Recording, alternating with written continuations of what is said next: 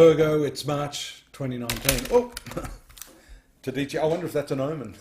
Dadhichi here with your March 2019 synopsis of what's going on for sun sign, rising sign or lunar sign of Virgo. And we see that here. Is that an omen too?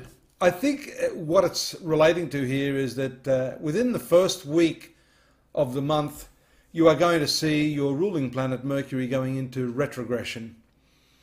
And I'm going to talk about that in a minute because I'm going to differ from the usual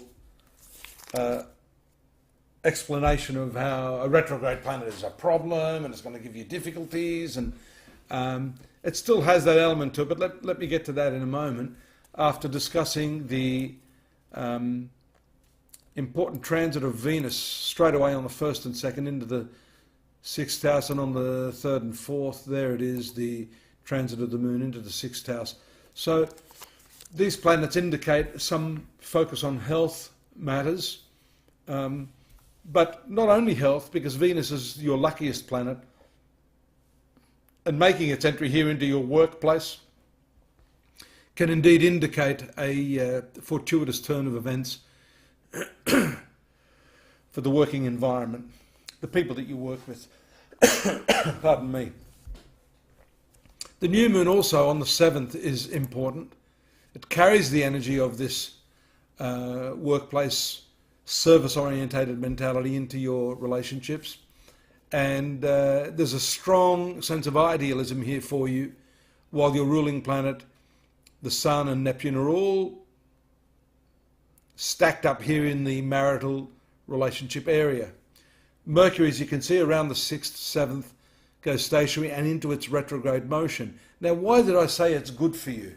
Ordinarily, this holds things up. It can do, but for you, the retrogression empowers a planet, gives it strength, decisiveness. Also, the fact that it is debilitated in the sign of Pisces is not good, but the retrogression of that planet empowers it and counteracts the problems that you may be experiencing there. It's still going to give some element of its quality in retrogression, and also by virtue of the fact that slow-moving Neptune has been here for some time. So I think what I'd say here is that keep your expectations of your partnerships real. If you're going into any sort of discussions, especially in the first week of the month, you need to do so by being empathetic and compassionate, which is all to do with the sign of Pisces. You can be decisive and make your point, have your opinion, but do it in a way that is respectful of the other person. Notice also here, Uranus moving into the 9th house, here the disruptor, along with Mars that's already there, that is showing us, especially when the moon moves up there, bang, in that midpoint area around 8 degrees, you're going to see some pretty intense, maybe unexpected mental and emotional issues popping up. And these could have to do with your belief systems, because this 9th house of your horoscope is all to do with religion, philosophy, also higher education, legal matters. You must be careful of that. That's why I said earlier, just in terms of negotiation, just sit back a little bit, even if you're 100% sure that everything you've got for your case is correct. You know, these planets can sometimes show an abrupt about face, and unexpected things can and do happen. The Sun's transit into your 8th house takes a bit of pressure off the relationships around the 19th, when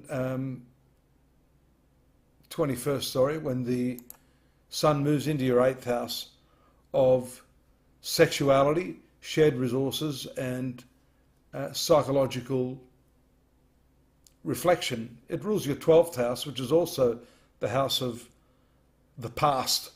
So you may be doing some internal house cleaning, if I could put it that way, interior design, I call it, on your relationships, your sexuality, and any of those psychological problems that have been holding you back.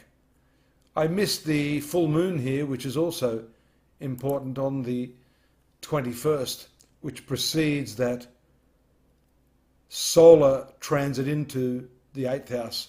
Here we see the full moon is taking place in your sun sign and casting its influence on the relationship area. So this shows that you're able to effectively express your emotional self, especially gaining through that, because the moon is the ruler of the 11th house and relates to friendships. So there's an intimate contact here between the zone of social activity in your life and yourself and relationships on the 21st. So I think that starts, or may conclude even, a cycle that's been worked through in your social life. Venus makes a transit on the 26th into the relationship area. Now this, especially at a time where we see your ruling planet Mercury going direct again, forward, this is a lovely combination. I always love to see Mercury and Venus together.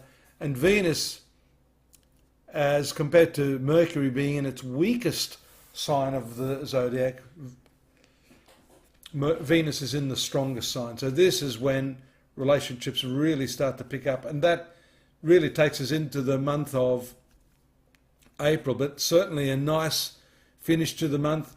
Lovely fortifying aspects from Saturn, Pluto.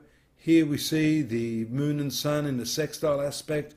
So this is what you were probably waiting for in terms of your work, in terms of resolving any issues in your personal relationships and in your social engagements as well.